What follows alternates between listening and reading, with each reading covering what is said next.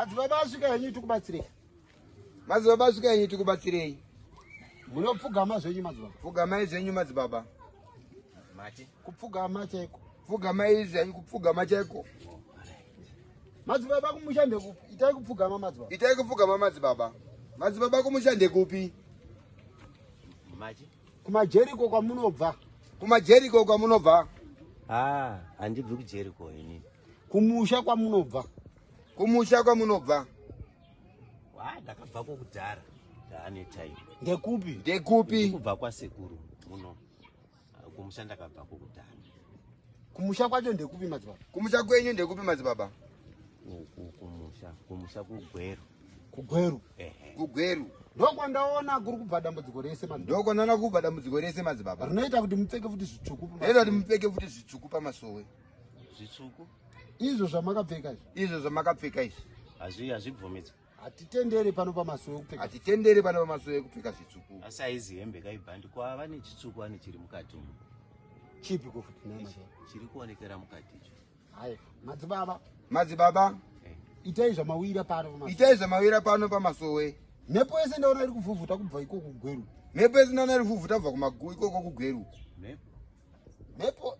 Kaitaura mhepo baba imi hamuione nemasenye nyama. Kaitaura mhepo hamuione nemasenye nyama. Asina ngoni nababa ndikuitire munamato. Asina ngoni nababa ndikuitire munamato. Wandanzi mungogeza mazuva matatu. Wandanzi mungogeza mazuva matatu. Hanzi mugeze katatu kwemazuva matatu madzibaba. Hanzi mugeze katatu kwemazuva matatu. Ndaona dambudziko renyu raita zviri nani. Ndaona dambudziko renyu raita zviri nani. Nekuti ndaona kuti pane zvisiri kunyatsobatana zvakanaka. Nekuti ndaona kuti pane zvisiri kubatana zvakanaka.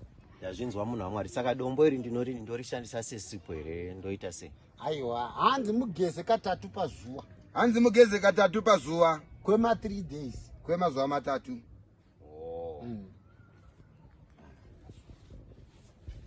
Kodi boy. Sorry.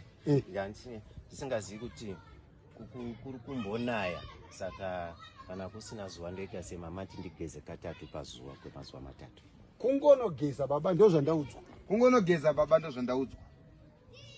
Kana pasiri pazuva ndinongogeza. Baba.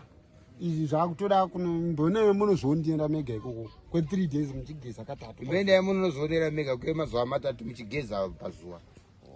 Nekuti pane zvandanzi nababa kumusoro kwaupstairs akusira ivi. Nekuti pane zvandanzi nababa kumusoro kwakusira. Kumusoro ku? Pane zvandaratidzwa. Tichienda yenyu hatingataure nemi makamira dai makapfugama baba.